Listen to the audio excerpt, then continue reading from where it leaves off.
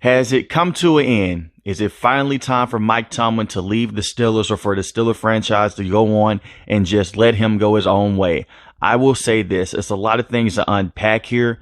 This team has not won a playoff game since 2016. The last time they were in the playoffs, they got blown out by the Cleveland Browns, but you're dealing with Big Ben on his last leg. They shouldn't have been in the playoffs to begin with in the first place when they went against the Cleveland Browns.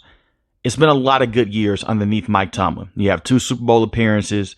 The 1 Super Bowl win, you can't say he inherited what Bill Cowher had with Big Ben and all those guys, Troy Polamalu, James Harrison, and they looked good in the Arizona Cardinals game. Then against the Packers, they got exposed. They could not cover Jordy Nelson. A lot of things went wrong in that game. But since then, it's been a lot of high points for this team and a lot of low points as well. In the last couple of years, it's been a lot of mediocrity. A lot of outsiders and a lot of insiders as well are just saying that, hey, Mike Tomlin's never had a losing season. And I'm one of those guys, if you listen to this channel for quite some time now, if you're not contending for a Super Bowl and you're not going to the Super Bowl, not winning the Super Bowl, that's a losing season. Now, certain franchises have been bad for years up to decades to where they'll take 500 season or just a slightly below 500 season. Look at the New York Jets, look at the Carolina Panthers. Just name a few, even the Chicago Bears. There's no offense to the fan bases. That's just the standard with those teams. Mike Tomlin came out a couple years ago and said the standard is the standard. The Mike Tomlin standard over the last couple of years are to go out there, win close football games, play down the competition, but to get above 500 record. But historically, this franchise is known for having the 6 Super Bowls, the first franchise to go out there and win 6 Super Bowls and to dominate the AFC. Now, obviously, a lot of things have changed. This franchise was not going to go out there and dominate for the next 10 to 15 years. That's not how the NFL works. Even the Kansas City Chiefs are not going to do that with Patrick Mahomes. But you want to go out there and win as many Super Bowls as possible and go out there and contend as many Super Bowls as possible. The fan base is upset that every single year is like false hope. You get close to the playoffs, or you go into the playoffs and you are one and done. And you're putting yourself in a bind because you're not bad enough to get top end talent in the NFL draft. And you're not good enough to go out there and to contend for actual Super Bowl. So the last couple of years, this team in the draft has either traded up for a linebacker in Devin Bush, who was a bust, unfortunately. You rested the quarterback in Kenny Pickett, who is not going to be the franchise guy with this team. And you drafted a running back in the first round when you didn't need to because you had gaping holes on other parts of the offense. To be completely honest here, Mike Tomlin is not the biggest problem with this team. And I know a lot of you guys may disagree with that. He's not the biggest problem. The biggest problem is offensive line protection, the offensive philosophy, and the quarterback. Now, the offensive line throughout the last couple of years has been very bad. Ever since Mike Munchak left this team, he was no longer the offensive line coach with this team. You have seen a drastic dip with development of offensive linemen and just right out offensive line play. And Mike Tomlin has struggled the last few years to find a competent offensive coordinator since Todd Haley. Todd Haley was a solid offensive coordinator, but he also was coaching up guys like Big Ben, Antonio Brown, Le'Veon Bell, Martavis Bryant. You look at the situation they're in now. Randy Fichtner a couple years ago was terrible, but he was a Big Ben guy, quarterback's coach.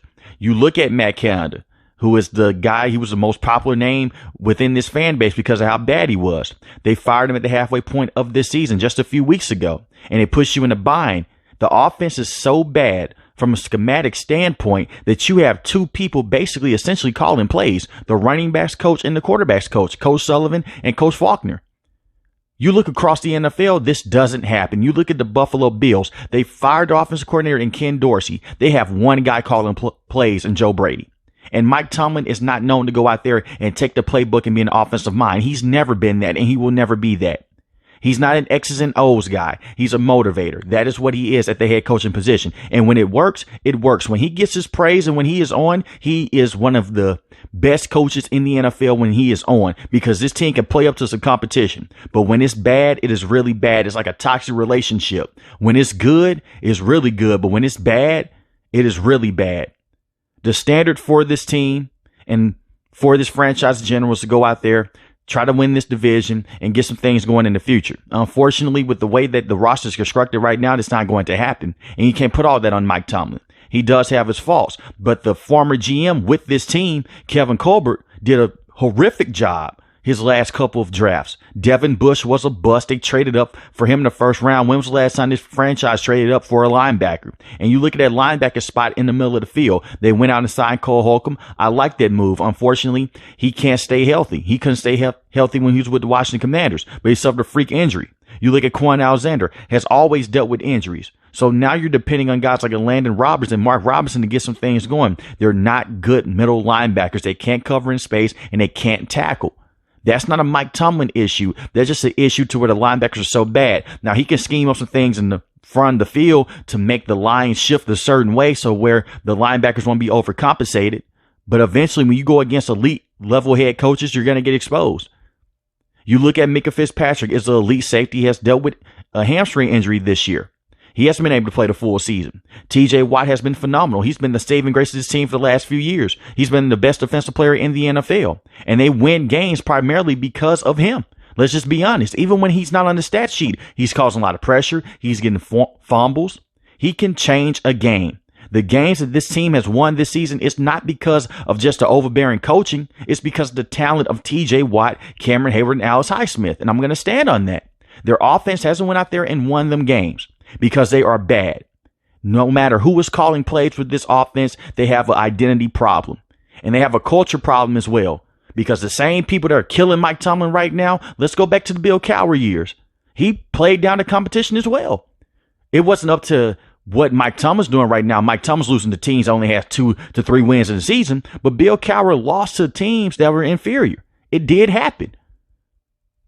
Mike Tomlin has not been a complete failure as the head coach of this team. It's just a lot of things right now are not being masked by great quarterback play. And that's what you had with Big Ben. You no longer have that. You don't have that with Mr. Trubisky. You don't have that with Kenny Pickett. And I'm a Kenny Pickett guy, but I'm a realist at the end of the day, and I'm going to keep it real with you. He's not the guy. You can have Kyle Shanahan come in and call plays. He's not going to be the guy. He doesn't have the arm power. He doesn't have the anticipation. He could be a good backup at best with this team. They need to go get a franchise quarterback. That's also another problem with this team as well. They're never bad enough to go into a situation to where they have a top 5 pick so they can maneuver and get a franchise quarterback. They tried to trade up a couple years ago to get Kenny Pickett. They were high on him, which is another reason to why I scratch my head and say this right here. They're not going to fire Mike Tomlin, and they're not going to move off of Kenny Pickett. They're going to give both of these guys one more year, more than likely, with a brand new offensive coordinator. The only thing that I'm asking for Mike Tomlin is to get the coordinators right. The horrible offensive coordinator signings over and over again have not been able to help out this team. Matt Canada was so bad. They developed bad habits with these players, and they're moody and they're upset. Half of it is because the offensive play calling is just terrible, and the quarterback just can't give them the football. No quarterback on this roster is the answer, even Mason Rudolph. You can say, well, put Mason out there. Mason Rudolph has been with this team for years, and he's been the third string quarterback with this team, essentially the scout team's quarterback.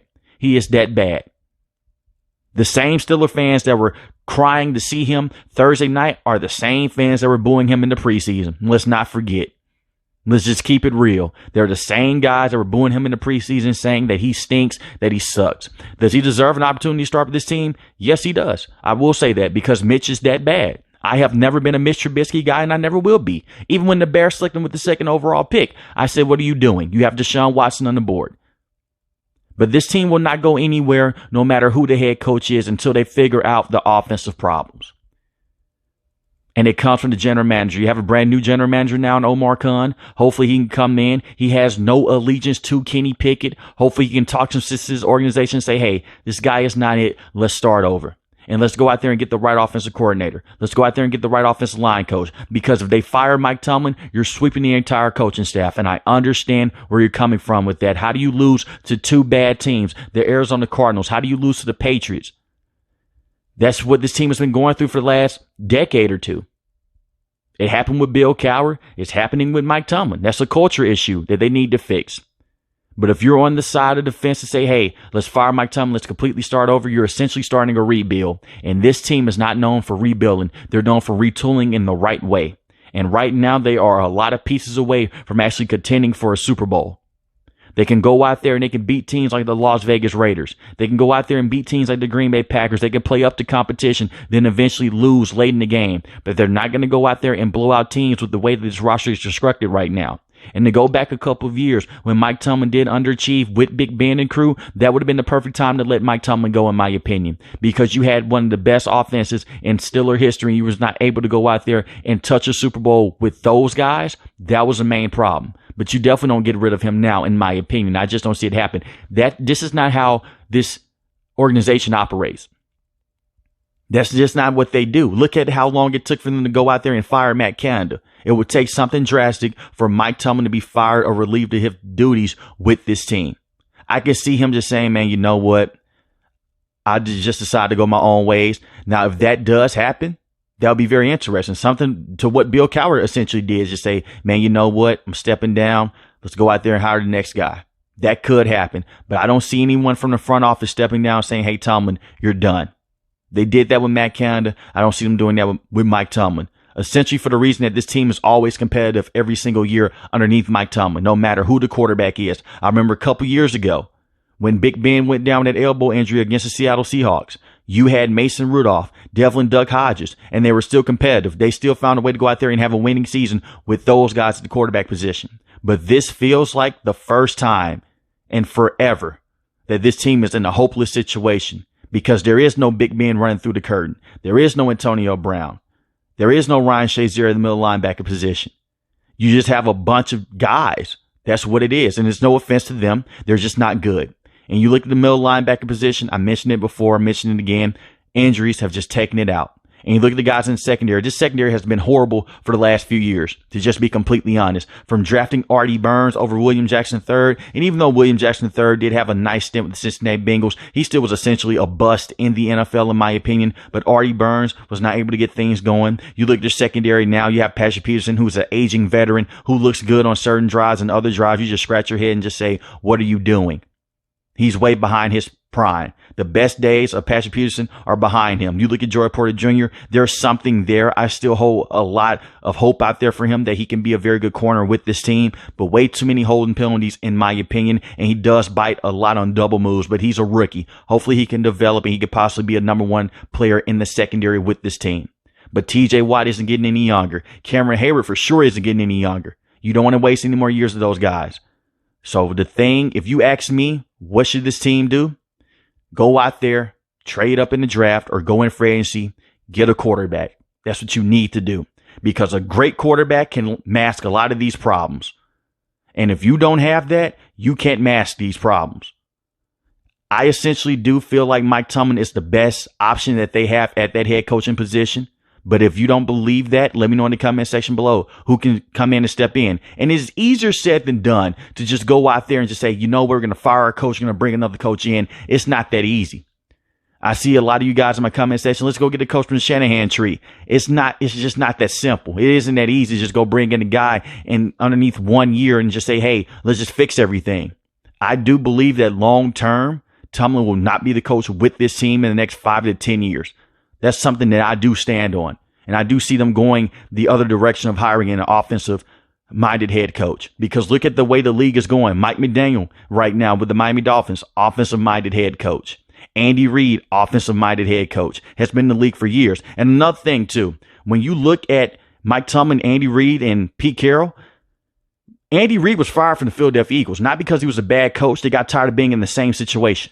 That's pretty much what the Steelers are in right now, to where they just took a leap of faith and said, man, you know what? We're going to let you go. You've done some great things here. We've reached a certain point. You look at Pete Carroll. He does have that many years in the NFL. He's a similar coach to Mike Tomlin. The guys that are heavy on the defensive side, don't do much with the X's and O's, are just highly motivated guys, that no longer works in the NFL. That's passed guys by now. You have to come in, have the X's and O's dialed in, be able to go out, take the playbook when needed, and be able to just take the bull by the horns. Right now, Mike Tomlin's not that guy. He's that guy that was a top elite head coach in the 2010s and the 2000s. Look at how the Patriot fan base is talking about Bill Belichick now. The game have passed those guys by. I just don't feel like the Steelers are in the situation right now to just go out there and just say, hey, who's the next head coach candidate, and let's just hire him up. You may look at the Detroit Lions and say, hey, let's go hire Coach Johnson, offensive coordinator. But that's not going to be the immediate fix, because you're going to hire that guy. And I know the first thing the organization is going to do, go out there and fix Kenny Pickett. There is no fixing Kenny Pickett.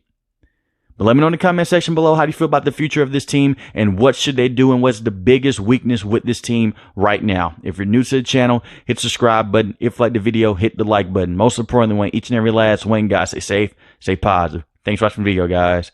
Peace.